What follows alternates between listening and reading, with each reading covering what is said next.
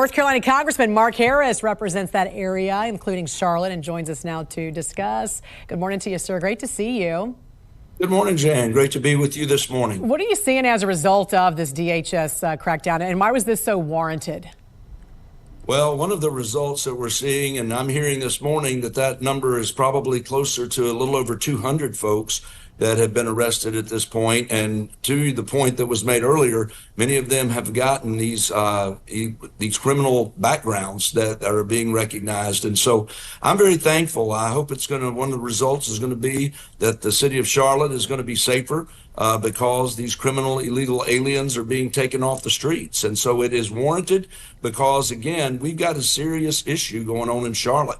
Not only have we seen crime issues that have taken place, but I think that I saw a report I guess it was yesterday morning, that Charlotte is one of the top cities in the nation in human trafficking. Yes. And I think that's a great concern. And so, when Border Patrol decides where they're going in, they have their own intelligence that they have been able to muster. They have their own information, and they choose these areas because there are suspects that they are looking for, and they have information that would lead them there. So I'm confident that they're there, they're getting the job done, and I'm very grateful. Yeah, that is true. I saw that same report. And right now, DHS is sending some of the Border Patrol agents to Raleigh, North Carolina. I want to ask you about a tweet that you reposted recently from the House Freedom Caucus, where they wrote Biden's COVID bonuses were a massive wealth transfer from taxpayers to insurance companies. Obamacare was never about lowering costs for hardworking Americans. It was about enriching insurance companies while funding abortion, child sex changes, and fraud. Talk to us more about this and why you think your Democratic colleagues in the House expect Americans to believe the opposite.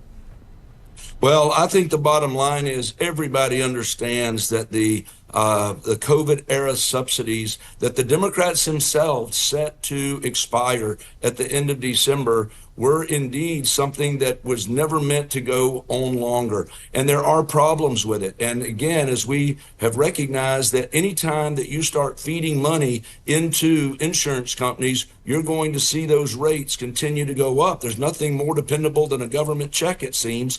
And so the insurance companies begin to live off of that, and they continue to raise their rates. The Affordable Care Act has been anything but affordable. And I think everybody's recognized that. And without the subsidies, Republicans reported over and over again that Obamacare would collapse on itself. And that's exactly what we're seeing. It is a concern right now that we're seeing that happen, and we're being asked to continue to fund it. And so I believe that we're wanting to put health care in the hands of citizens. And I think that's the reason for the president's proposal that we start getting the money directly to the individuals rather than the insurance companies. And I think that that's the step we're going to be moving when we start revamping this. And finally, Congressman, President Trump has now urged Republicans to approve the resolution to release some of these Epstein files right now from the DOJ. He says he has absolutely nothing to hide, and he says the Democrats have been pushing for this, obviously since he returned to the White House. What's your stance on this? How are you going to vote? Well, I'm going to vote for it today, and I think that it will pass overwhelmingly. I think the president has made it clear that this has been a distraction over and over again to the agenda. And listen, there is nothing to hide there. I'm more interested in, with that 20,000 pages just released last week, I think more than 50,000 pages have been released so far.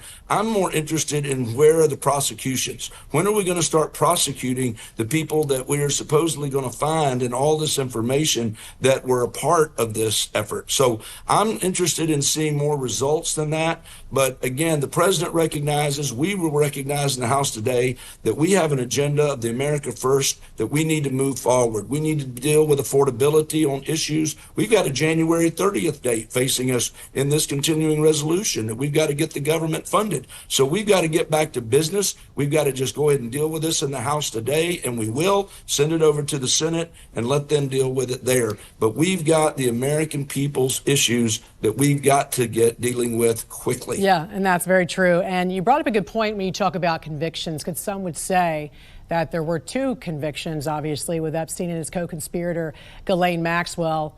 Why do you think we're not seeing more criminal charges if, in fact, there was a statutory rape case, let's say, why are we not hearing more about this? Why are we not seeing more names and more criminal charges being filed if this was the case? Well, that's a great question. In fact, the question that I've continued to point out is just what you're asking. Why are we not seeing more prosecutions that are taking place? That was one of my concerns with the way this discharge petition was being handled, was my fear that if we were to move in this direction, were we going to jeopardize the investigations and jeopardize the prosecutions by just putting this information out there for a media feeding frenzy?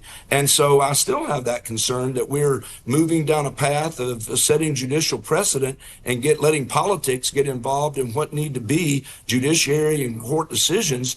And that's a concern. But I do think it's important for us to get this done today so we can get back to the agenda that the American people are looking for us to do. All right. House Judiciary member and North Carolina Congressman Mark Harris. Great to see you, sir. Thanks for joining us this morning. Thank you. We appreciate it.